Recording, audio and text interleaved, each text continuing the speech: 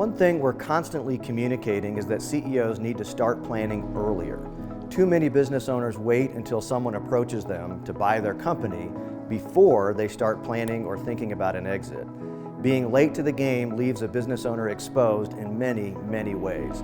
It winds up costing significant money, time, and energy.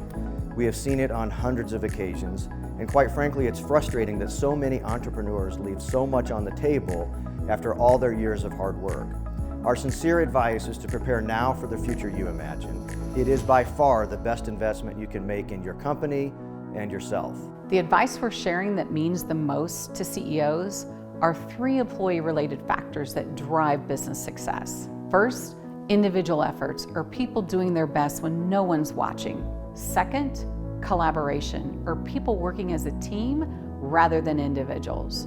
And the third, it's alignment, or having everyone working towards the same goals. Business leaders need to understand what drives behaviors. It's people who drive results. So it's important to understand behaviors to achieve goals. I'm here today to tell you about a very powerful tax incentive that oftentimes gets overlooked, the Research and Development Tax Credit. Now, this is a broad-based incentive that incentivizes companies who create new or improved products or processes in their business. As you're planning for 2023, I would encourage every CEO here to look at tax planning as a piece of your overall strategy. You don't want to miss out on dollars that you're already spending and that you already deserve as you're making strategic objective considerations and planning for the future. Make sure you're getting every dollar you deserve in 2023. The message that I would want to share with CEOs is from a lesson that I was taught by one of the CEOs that I work with. When I commented on the amount of uncertainty in today's economic condition, his comment back to me was, "Matt, there's always uncertainty."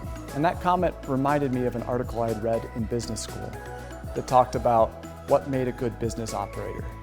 In that article, it wasn't about foretelling the future. Instead, it talked about perseverance. Those that persevere in good economic conditions and in more challenging ones are ultimately the businesses that rise to best in class. My message to CEOs right now is that things are going to continue to go with video production. You have to measure what you're putting together, but you also have to have a strategic plan on how you're using video. Video is super powerful and you can use it a lot of different ways across your organization, whether that's just promotional or whether that's training or whether that's something that's creating a process to make it more duplicatable. Video is a tool and you need to have a strategic partner that really can understand your business and then ultimately help you implement that production across your entire organization. CEOs have discovered over the last 2 years that being nimble is a competitive advantage and is needed in every market. CEOs must respond to challenges in logistics, product costs, and product pricing. Having alternative strategies, pivot points, and action plans at the ready leads to being nimble. We believe change drives opportunity, and foreseeing change is a competitive advantage. We provide sophisticated financial models to test assumptions and scenarios that build fast-moving plans.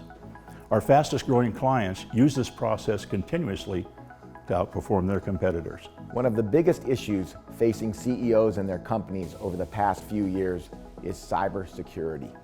Cybersecurity breaches have increased dramatically, and as a result, cyber threats should be taken seriously by every business. However, many companies don't have sufficient protections or a plan in place to address data security and data privacy issues. A data breach can be costly and even catastrophic to a business. I recommend that every CEO review their risk management plans so that their businesses are in the best position to navigate whatever lies ahead.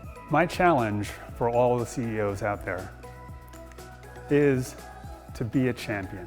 It's not just a matter of doing the things that are right and easy, but rather doing the right thing when it's hard.